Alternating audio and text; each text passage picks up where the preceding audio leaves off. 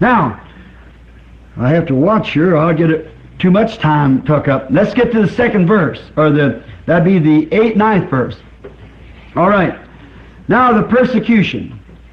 The 9th verse. अब मुझे यहाँ देखना होगा, या मैं इसे लूंगा, बहुत ज्यादा समय को ले लिया। आइए दूसरे पद को लेते हैं, या जो 8वां 9वां पद होगा, तो ठीक है। अब 57 9वां पद। I know thy works, thy tribulations, poverty, but thou art rich. Oh my. Now he's talking to the church now, the real church, not the others. They hated those deeds of Nicolaitans. I know the blasphemy of them which say they are Jews and are not, but they are the synagogue of Satan. मैं तेरे कामों को जानता हूँ, तेरे क्लेश को, दरिद्रता को, लेकिन तू धनी है। ओह मेरे प्रभु, मैं अब वह कलीसिया से बात कर रहा है, सच्ची कलीसिया से, दूसरों से नहीं। उन्होंने निकुलियों के उन कामों से नफरत की, और जो लोग अपने आप को यहूदी कहते हैं और है नहीं, पर शैतान का आराधनालय है, उनकी निंदा को भी मैं जानता हूँ। Now, they were complaining. They were poverty stricken. They had taken all they had. They'd built up their little church like this, and if they were such a little bitty group, they'd pushed them out. The big church had. They smothered them out. अब वे शिकायत कर रहे थे, वे गरीबी से त्रस्त थे, उन्होंने सब उनके पास से ले लिया था, जो कुछ उनके पास था। उन्होंने इस तरह से उनकी छोटी कलीसिया का निर्माण किया था, और ऐसा हुआ था कि वे इतने छोटे झुंड में थे, उन्होंने उन्हें बाहर निकाल दिया था। बड़ी कलीसिया ने तब उन्हें बाहर निकाल दिया था। And said, I know, you have to meet down on the corner, you meet in the alley or anywhere else that you can, and I've been in the catacombs where they have to meet, go down under the ground and meet, and things like, I know your tribulations, and I know your troubles, and so forth like that, but you're made rich through those tribulations. और इसने कहा, मैं जानता हूँ तुम्हें वहां कोने पर मिलना होगा, तुम्हें गली में मिलना होगा, या कहीं भी जो तुम मिल सकते हो, और मैं वहां तलघर में जा रहा हूँ जहां उन्हें मिलना होता है, वहां तलघर के नीचे जाकर और मिलना होता है, और जो वहां चीजें होती हैं। मैं तुम्हारे क्लेश को जानता हूँ, और मैं तुम्हारी परेशानियों को जानता हूँ, और इसी तरह से इत्यादि, लेकिन उन क्लेशों में से होते हुए तुम्हें धनी बनाया गया है। Oh my! Tell me, anytime a persecution comes up on the church, it strengthens it. Always it strengthens the church in tribulations. I know your tribulations, but you're rich. Why? You've held on to me. You're rich, but your tribulations ain't hurting you. ओह मेरे प्रभु, मुझे बताओ कि किसी भी समय कलीसिया पर एक सतावट आती है तो यह इसे मजबूत बनाती है। यह हमेशा ही क्लेशों में होते हुए कलीसिया को मजबूत करती है। मैं तुम्हारे क्लेशों को जानता हूँ, लेकिन तुम धनी हो। क्यों? तुम मुझे थामे रहे हो। तुम धनी हो, लेकिन तुम्हारे क्लेश तुम्हें नुकसान नहीं पहुंचाते हैं। Now, did you notice the Nicolaitans had got themselves a synagogue now? The Bible said so here. Did you notice it here in the 9th verse? Which are not, but are the synagogue of Satan. अब वो, क्या आपने ध्यान दिया? निकोलियन को अब खुद के लिए एक आराधनालय मिल गया था। बाइबल ने यहाँ ऐसा कहा। क्या आपने इसे यहाँ 9वें पद में देखा है? जहाँ जो नहीं, लेकिन शैतान का आराधनालय है। The true church had been pushed out. The Nicolaitans had taken over. And they had pushed out the people that had the Holy Ghost, so therefore they didn't have no use for them. सच्ची कलीसिया को बाहर कर दिया गया था। निकुलियों ने अधिकार को ले लिया था, और उन्होंने लोगों को धक्का देकर निकाला जिनके पास पवित्र आत्मा था, तो इसलिए उनके लिए कोई उपयोग नहीं था। If Smyrna in Asia had only knew that the things that martyrs' crowns would await them, they would have shook. See? यदि स्मुरना एशिया में वे केवल जानते थे कि वे चीजें, कि शहीदों का मुकुट उनके लिए रुका हुआ होगा, उन्हें हिलाकर रख दिया होता।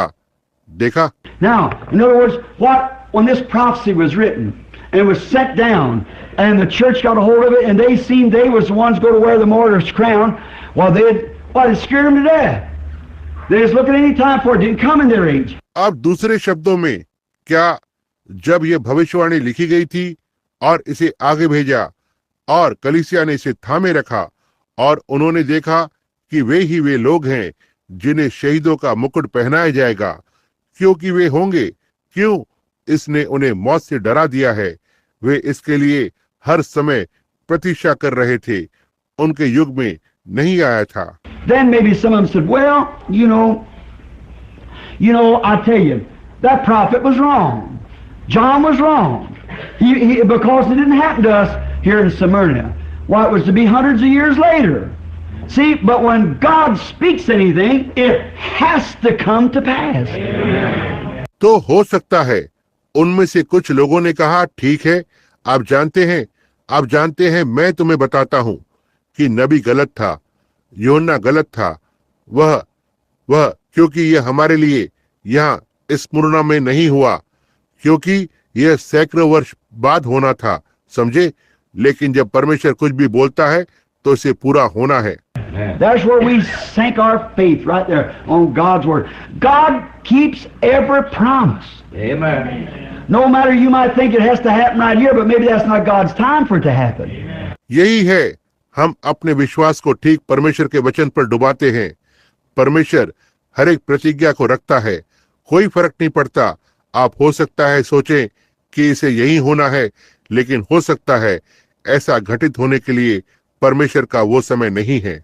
But my word will not return to me void, but it will accomplish that which it was purposed for. God will always honor His word, and in its own good time it'll reap.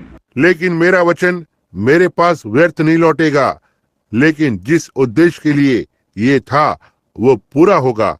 परमेश्वर हमेशा ही उसके वचन का आदर करता है और ये अपने खुद के अच्छे समय पर इसकी कटनी की जाएगी।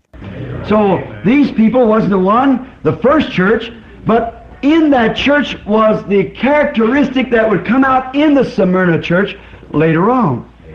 Now, then they were to wear a martyr's crown. Many of them was to be killed. So यही वे लोग थे, वो पहली कलीसिया, लेकिन उस कलीसिया के विशेष गुण थे जो बाद में इस मुरना कलीसिया से बाहर आए। तब उन्हें शहीद का ताज पहनना था, उनमें से बहुतों को मार दिया जाना था। Now let's take the 10th verse as we read this. Fear none of these things, the synagogue of Satan, which thou shalt suffer. Behold, the devil shall cast you into prison, that ye may be tried, and that you shall have tribulation 10 days. Be thou faithful unto death, and I will give thee a crown of life. अब आइए उस 10वें पद को लेते हैं, जैसा कि हम इसे पढ़ते हैं।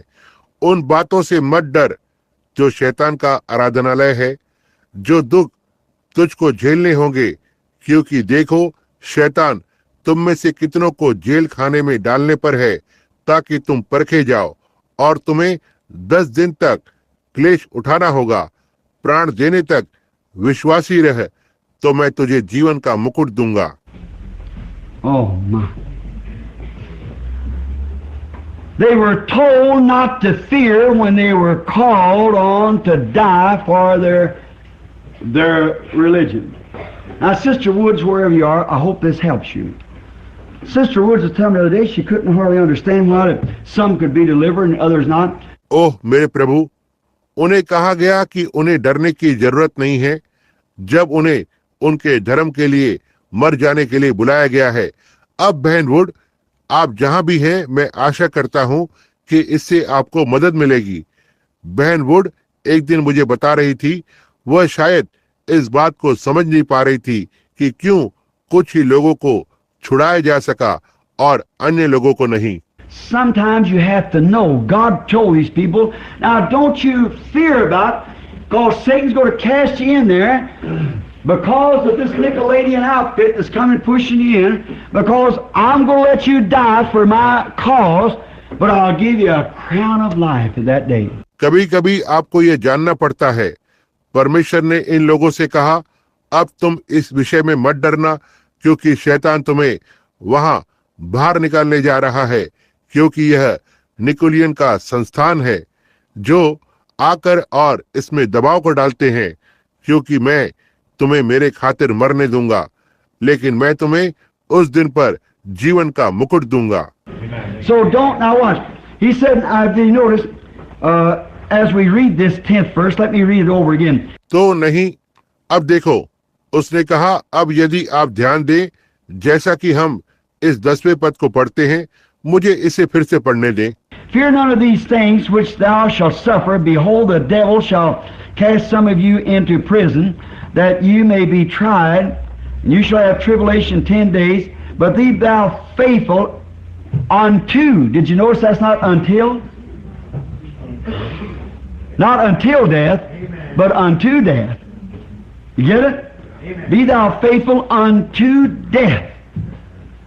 See? And they did. जो दुख तुझको झेलने होंगे उनसे मत डर, क्योंकि देखो शैतान तुम में से कितनों को जेल खाने में डालने पर है, ताकि तुम परखे जाओ, और तुम्हें 10 दिन तक क्लेश उठाना होगा, लेकिन तब तक विश्वासी बना रह। आपने ध्यान दिया कि तब तक ना ही मृत्यु तक, लेकिन मृत्यु होने तक। आपने से समझा, प्राण देने तक विश्वासी रह, समझे, और उन्होंने किया था। Now he said Satan. Did you notice who he classed as the one that was doing it? Now this synagogue of Satan was the Nicolaitans. We know that, wasn't it? अब उसने कहा शैतान। आपने ध्यान दिया, वह जिसे वर्ग में रखा गया, उस एक की नाई जो से कर रहा था। अब यह शैतान का आराधनालय निकुलियो था। हम यह जानते हैं, क्या ऐसा नहीं था? There was an organization, a priesthood that was rising up that would make these people suffer. That would make these people suffer, and they were to be faithful to the gospel unto death. तो यह एक संगठन था, एक याजक गण जो ऊपर आ रहा था, जो इन लोगों को कष्ट देगा, और वे सुसमाचार के प्रति वफादार बने हुए थे मृत्यु होने तक। You notice the marriage ceremony? Not until death do we part, but unto death do we part. See? Now, unto and until is different. Now, they were to be faithful to Christ unto death. Go right on down to death with it. Don't be afraid, for I'll give you a crown. क्या आपने विवाह के समारोह में ध्यान दिया? ना ही जब तक मृत्यु नहीं आती हम भागीदार हैं, लेकिन मृत्यु होने तक हम भागीदार हैं, समझे? अब होने तक और जब तक भिन्न है। अब उन्हें मसीह के प्रति वफादार होना था मृत्यु होने तक। इसके साथ ठीक मृत्यु तक चले जाओ, डर मत, क्योंकि मैं तुम्हें एक मुकुट को दूंगा। Now, this 10 days that they talk of here, the 10 days, a day in the Bible represents a year. And the 10 days was the last 10 years of the reign of this Diocletan and Diocletian. अब यह 10 दिन की वे यहाँ पर बात करते हैं। 10 दिन बाइबल में एक दिन एक वर्ष को प्रतिनिधित्व करता है, और 10 दिन ये बीते Diocletan डायोक्लेटियन के शासन काल के अंतिम 10 वर्ष थे। Diocletian, that was a great emperor that reigned in the last, well, there's several emperors reigned during the Ephesian church age, and Nero, I believe, was one. Diocletian वह बड़ा सम्राट था जिसने अंतिम शासन किया था। तो ठीक है, इफिशियंस कलीसिया के युग के दौरान बहुत से सम्राटों ने शासन किया, और नीरो, मैं सोचता हूँ कि वो एक था। And this Diocletian here was the last one that reigned in the last 10 years, and he was the bloodiest persecutor of all of them. ये यहाँ पर डायोक्लेटियन वो एक अंतिम है जिसने शासन किया अंतिम के 10 वर्ष में, और वह उन सभी में से सबसे खूनी सताने वाला था। He decided in with this group, and they murdered the Christians and killed them. They burned them. They did everything, and it was 10 years of the most bloody persecution. वो केवल इस समूह के साथ पक्ष में रहता और उन्होंने मसीहों की हत्या कर दी और उन्हें मार डाला। उन्होंने उन्हें जला दिया। उन्होंने हर एक चीज को किया था, और ये 10 वर्ष सबसे खूनी सतावट के वर्ष थे। And his time and his reign was from 302 until 312. That ended the Smyrna age with the issuing in of Constantine. And he come in at 312. Constantine did. और उसका समय और उसका शासनकाल 302 से 312 तक था। इसने स्मुरना युग को समाप्त किया था कॉन्स्टेंटाइन के आदेश को जारी करने के साथ, और वह 312 पर आता है। कॉन्स्टेंटाइन ने ऐसा किया। That was the 10 days of tribulations, and it started with Nero and ended up with Diocletian. And it started in Nero was about AD 64 when Nero took the throne. वह क्लेश के 10 दिन थे और ये नीरो के साथ आरंभ हुआ और डायोक्लेटियन के साथ समाप्त हुआ, और ये नीरो में आरंभ हुआ जो लगभग AD 64 था जब नीरो सिंहासन पर बैठा। Now, the 11th verse is a promise. Now we'll have this just before closing. He that has an ear, let him hear what the Spirit saith to the churches. He that overcometh shall not be hurt of the second death. अब 11वां पद एक प्रतिज्ञा है। अब हम इसे बंद करने से पहले लेंगे। जिसके कान हो वह सुन ले कि आत्मा कलीसियाओं से क्या कहता है। जो जय पाए उसको दूसरी मृत्यु से हानि न पहुंचेगी। Now, I got to say something here. In order, if I think it in my heart and don't say it, then I'm a hypocrite. See? I want you to notice something here in this scripture. And I think it was one of the biggest puzzles to me for so long until I found out. Now let's read that real close now. See? अब मेरे पास यहाँ कुछ कहने के लिए है। यह आदेश है। यदि मैं ऐसा सोचता हूँ मेरे हृदय में और इसे नहीं कहता हूँ तो मैं एक ढोंगी हूँ। देखा, मैं चाहता हूँ कि आप ध्यान दें जो इस वचन में यहाँ कुछ तो है, और मुझे लगता है कि यह मेरे लिए लंबे समय तक सबसे बड़ी पहली में से एक था जब तक मुझे मिल नहीं गया। आइए अब इसे बहुत ही नजदीक से अभी पढ़ते हैं, समझे। He that has an ear, in other words, has an ear to hear, it's open to the Spirit. Let him hear what the Spirit saith unto the churches. Now see, this same thing, this persecution and everything comes, every part of it laps over in every church, the churches. जिसके कान हो, दूसरे शब्दों में सुनने के लिए कान हो, देखें ये आत्मा के लिए खोलें। वह सुन ले कि आत्मा कलीसियाओं से क्या कहता है। अब देखिए इसी बात को, यह सतावट और हर एक चीज के लिए आती है। इसका हर एक भाग हर कलीसिया में उसके ऊपर साथ साथ आगे जाता है। वो कलीसियाएं। Spirit says to the churches, he that overcometh, in what church? Ephesians? Yep. All right. Smyrna? Yep. All of them. He that overcomes in all the churches shall not be hurt of the second death.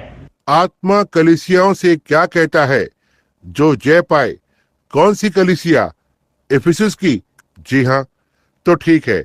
Smyrna? जी हाँ। उनमें से सभी को जो जय पाए, सभी कलीसियाओं में उसको दूसरी मृत्यु से हानि न पहुंचेगी। He in the Laodicean church that overcomes what? Overcomes the Nicolaitans, overcomes the things of the world, overcomes these denominations, overcomes these priesthoods, overcomes everything in the world and sells out and loves Christ. He'll not be hurt of the second death. वह जो लौदकिया कलीसिया में है, वह किस पर जय को पाता है? निकलिनियों पर जय को पाता है, संसार की चीजों पर जय पाता है, इन संप्रदायों पर जय पाता है, इन याजक गणों पर जय पाता है, संसार की हर एक चीज पर जय पाता है और बेच देता है और मसीह से प्रेम करता है, तुम्हारी दूसरी मृत्यु से कोई हानि नहीं होगी। Why? He's got eternal life. Praise God. Hallelujah. Eternal life can't die. Jesus said, "He that heareth of me has eternal life shall never die. I'll raise him up at the last day." क्यों? उसे अनंत जीवन मिला है। अनंत जीवन मर नहीं सकता। यीशु ने कहा, वो जो मुझसे सुनता है उसमें अनंत जीवन है, वह कभी नहीं मरेगा। मैं उसे अंतिम दिन में उठ खड़ा करूंगा। Now you're going to be many disagree with this, but I want you to think real hard before you make your decision. See? I'm going to say something now. अब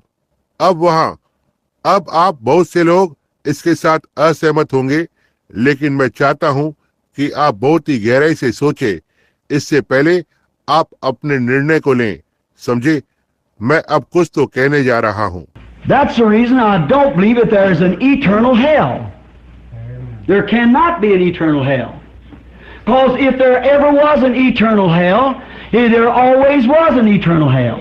Because eternal, there's only one form of eternal life. And that's what we're all striving for.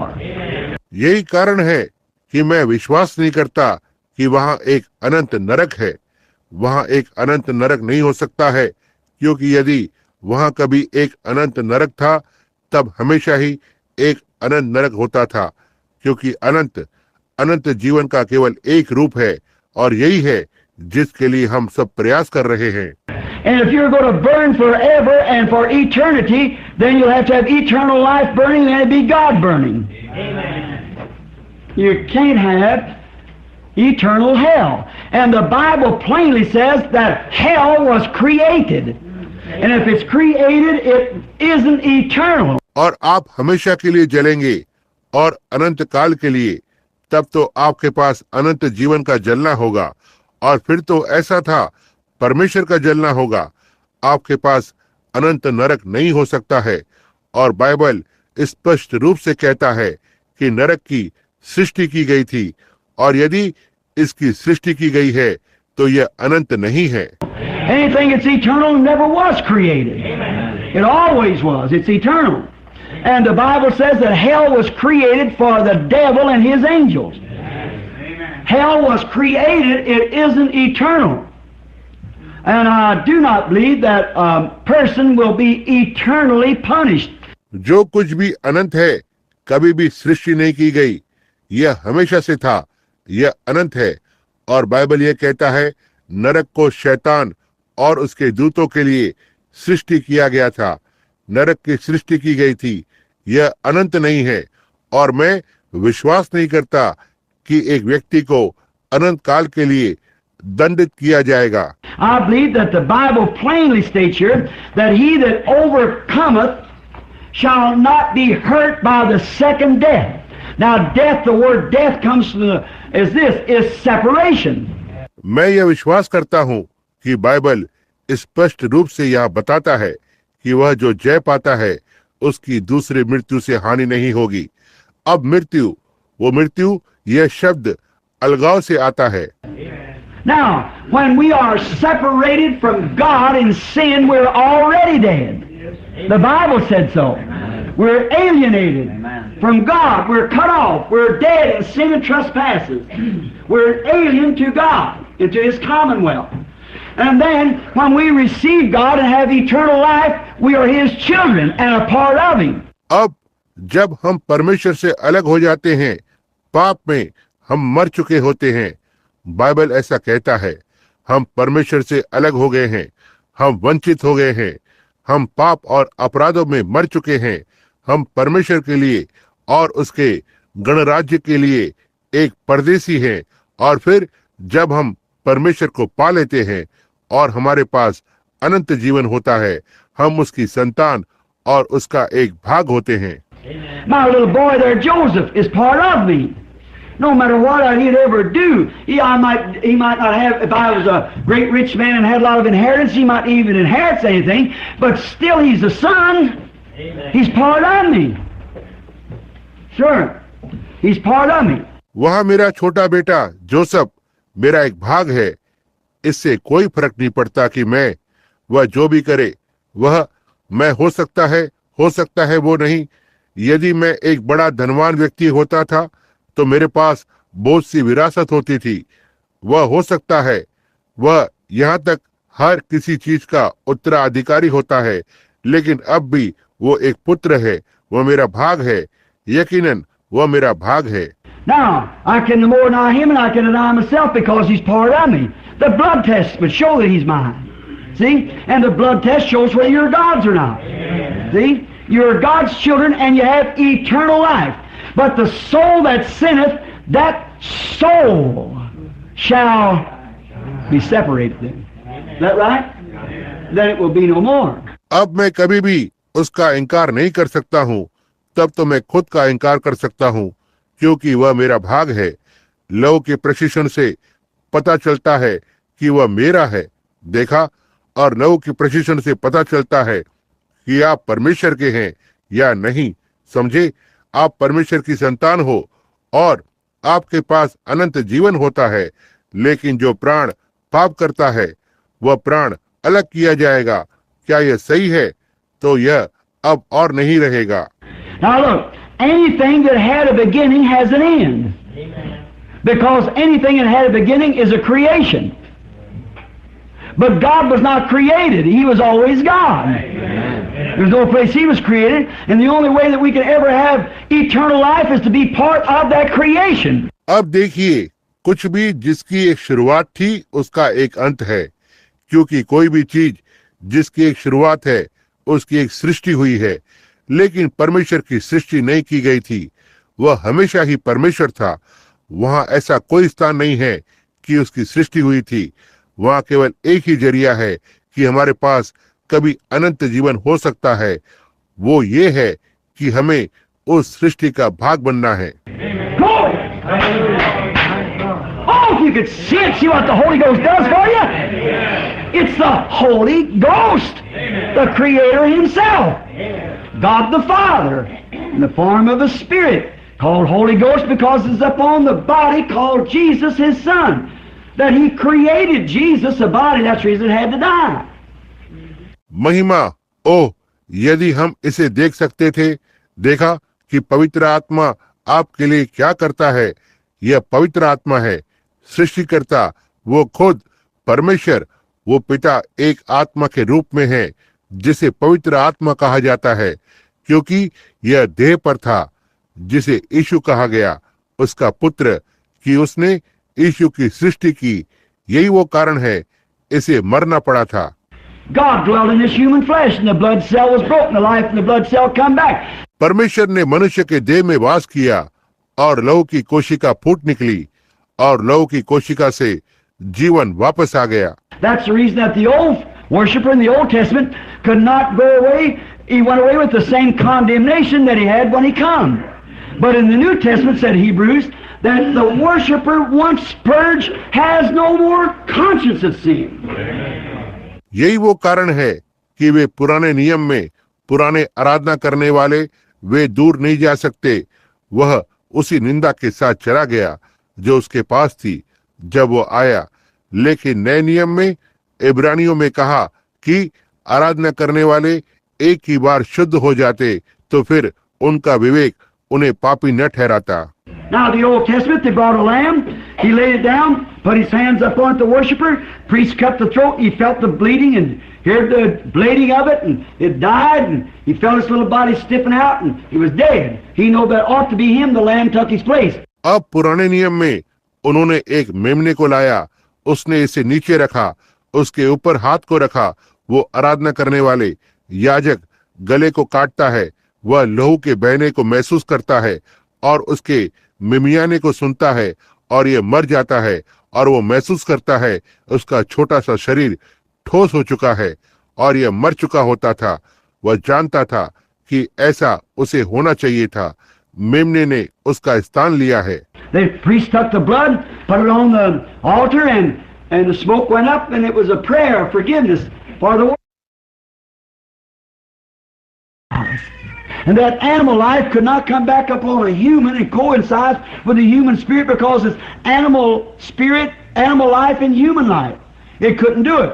याजक लहू को लेता है, इसे वेदी पर रखता है और धुआं ऊपर की ओर जाता है, और ये एक क्षमा की प्रार्थना थी उसके लिए। और उस जानवर का जीवन एक मनुष्य के ऊपर आकर और मनुष्य की आत्मा के साथ मेल नहीं खा सकता है, क्योंकि ये जानवर की आत्मा है। जानवर का जीवन और मनुष्य का जीवन ये इसे नहीं कर सका। But that's the reason he went out with the same desire to sin. Same thing, come in for committing adultery and offer up his sacrifice and go back out, the same thing in his mind.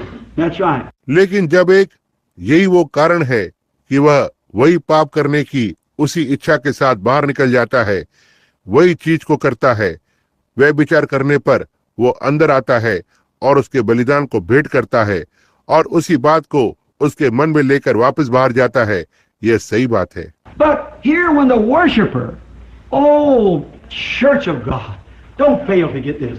The worshiper once truly walks up to the Son of God and by faith lays his hands upon him.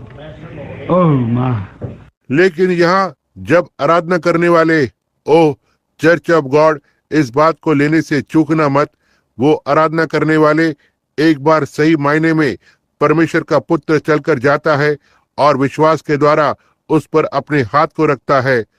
ओह मेरे प्रभु, Look there at his face, that spit hanging in his face, the blood running down his face. Feel the pains of my God, why hast thou forsaken me? Oh, brother, when you see what a price that died for you and who it was, Emmanuel, God dying in your place. वहाँ उसके चेहरे की ओर देखता है, वो थूक उसके चेहरे पर लटक रही होती है, लहू उसके चेहरे पर से नीचे बह रहा होता है, दर्द को महसूस करते हुए, मेरे परमेश्वर तूने मुझे क्यों छोड़ दिया है। ओ भाई, जब आप देखते हैं कि आपके लिए क्या ही वो दाम आपके लिए मरा, और ये कौन था? इमैनुअल, परमेश्वर आपके स्थान पर मर रहा है। Then what happens? The worshiper then, when that blood cell was broken, the Son of God, what made that blood cell? उसके बाद क्या होता है? तब आराधना करने वाले, जब वो लहू की कोशिका उस परमेश्वर के पुत्र के अंदर फूट निकलती है, उस लहू की कोशिका ने क्या बनाया? Now what are you? You're one little cell that come from your father. The female does not have the hemoglobin. The female only produces the egg, the incubator. She is to pack the brood. आप क्या हैं? आप एक छोटी कोशिका हो जो आपके पिता से आती है। स्त्री के पास हीमोग्लोबिन नहीं होता है। वो स्त्री केवल अंडे को उत्पादन करती है, अंडे सेने की मशीन। उसे तो वो अंडे को सेन कर तैयार करना होता है। But the blood comes from the male. That's the reason the child takes the father's name. And the woman married to a man takes his name on account of the children. She becomes an incubator for the child that she shall bear for the man. But like, as I said, a hen can lay an egg. But if she hasn't been with the male bird, it won't hatch. लेकिन लहू पुरुष से आता है। यही वो कारण है कि वो बालक पिता के नाम को लेता है, और फिर लेकिन एक पुरुष से विवाह करने वाली महिला उसके नाम को लेती है। बच्चों के कारण वह बालक के लिए अंडे सेने की मशीन बनती है, जो वह उस पुरुष के लिए जन्म देगी। लेकिन जैसा कि मैंने कहा, एक मुर्गी एक अंडे को दे सकती है, लेकिन यदि वह किसी नर पक्षी के साथ नहीं रही है, इस अंडे में से बच्चे नहीं निकलेंगे। That's the reason we got so many old cold formal churches today. They got on this Nicolaitan idea, got a bunch of nests full of rotten eggs, and they never will hatch because they ain't. यही है, मैंने कहा, यही वो कारण है कि आज हमारे पास बहुत सी पुरानी ठंडी औपचारिक कलीसियाएं हैं। वे इन निकोलियन के विचार पर चले गए हैं। उनके पास सड़े हुए अंडों से भरे हुए घोंसलों का एक झुंड है, और वे अंडे कभी भी बच्चे नहीं सींचेंगे, क्योंकि वे कभी नहीं। You could do anything to them, call them bishops, deacons, and whatever. No, they'll never believe in signs following the believer because they've never been with the mate, Jesus Christ. आप उनसे कुछ भी कर सकते हैं, उन्हें बिशप, डीकन और जो कुछ भी सब कहें, वे कभी भी विश्वासियों के पीछे पीछे जाने वाले चिन्हों पर विश्वास नहीं करेंगे, क्योंकि वे कभी भी नर के साथ नहीं रहे हैं। यीशु मसीह But if you ever get fertilized with that made of the power of God, when that blood cell was broke there on Calvary, and that life that was in there, teeny Jehovah, oh, it ought to be striking. यदि आप कभी भी उस परमेश्वर की सामर्थ्य के उस नर के साथ गर्भाधान हुए हैं, जब वो लहू की कोशिका वहां उस क्रूस पर फूट निकली थी, और वो जीवन है जो उसमें था, नन्हा सा यहोवा, ओ, ये असाधारण सा लगेगा।